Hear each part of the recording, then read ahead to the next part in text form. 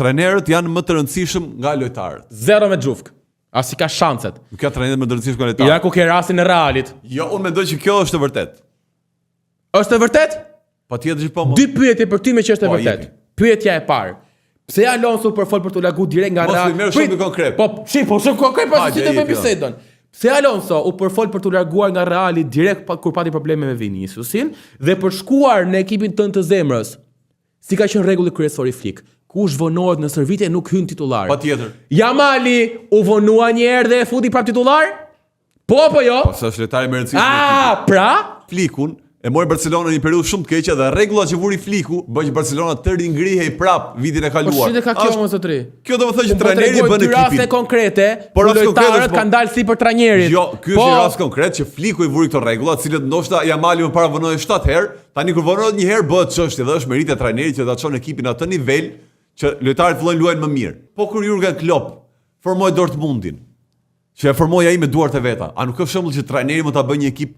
Po kur Ranieri shpalli Leicesterin kampion, nuk ka shembull që trajneri mund ta bëjë një ekip? Ore, çet biletën lojtari o shok. Ti dhe unë paguaj me pa Jamalin fush, paguaj me pa Mbappen. Po patjetër. Por trajneri në. Po nuk ti vuri ky rregull, ty këtë do shohësh ti.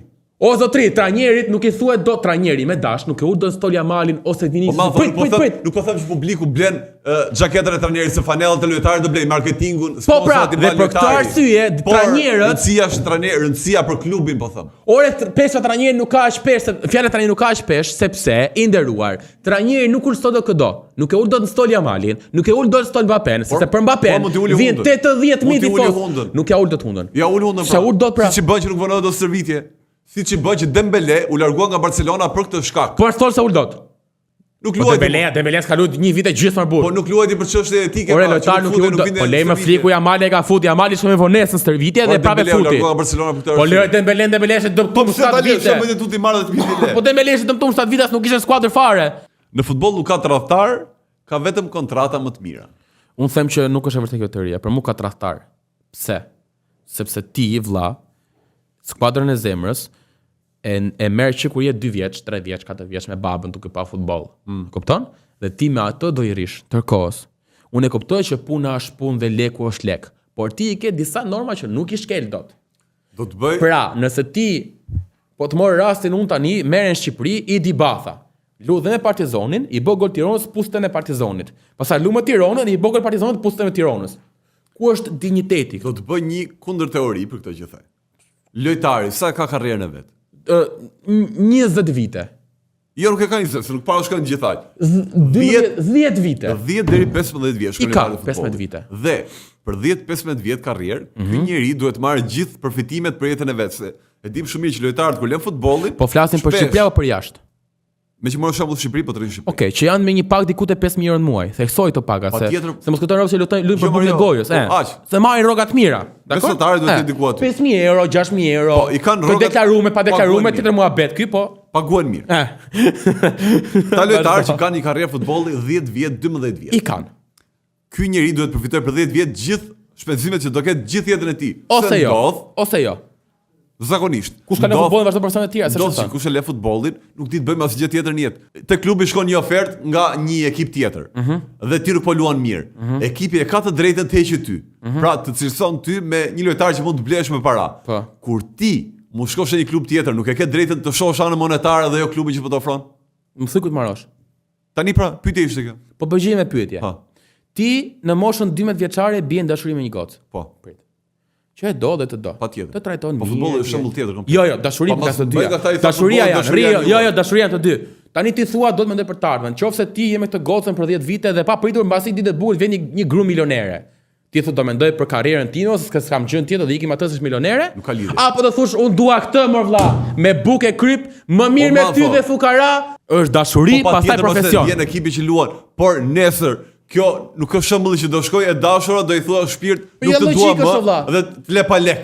Nuk është kjo teoria, është teoria që ky lojtari që ka luajtur me një filan ekip, e kërkon ekipi kundërshtar, ka gjithë të drejtën të shkojë te ekipi nëse ndjen shkojë te ekipi. Se ne mendojmë që çdo lojtar Çalhanoğlu nuk e ka detyrim të dashurohet me Milanin. Çalhanoğlu mund dashurohet edhe me Interin, se ndoshta nuk e ndjen fanellën e Milanit. Ndoshta për atë është një ekip që thjesht kalon aty dhe e sheh si profesion.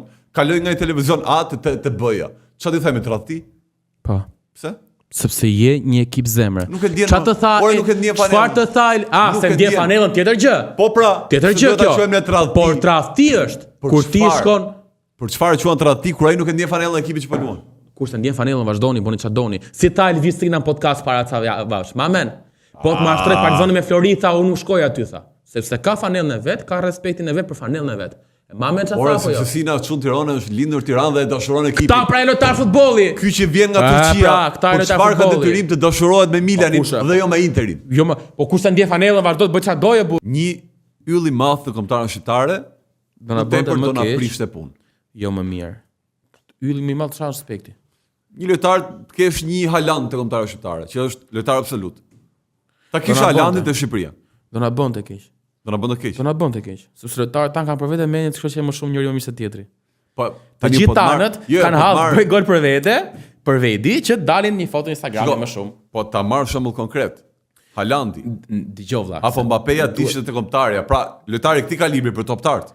Po pra, tani një sekond. Nëse do kesh lojtar si Haalandi ose Mbappé në kombëtare, duhet që 10 tjerët ta kenë të qartë që do punosh për këtë vlla, se ky na i ndjen. Si është gjë që punon për Haalandin? Po, a e bën dot lojtarët tanë këtë gjë të kombëtares? Unë mendoj që jo.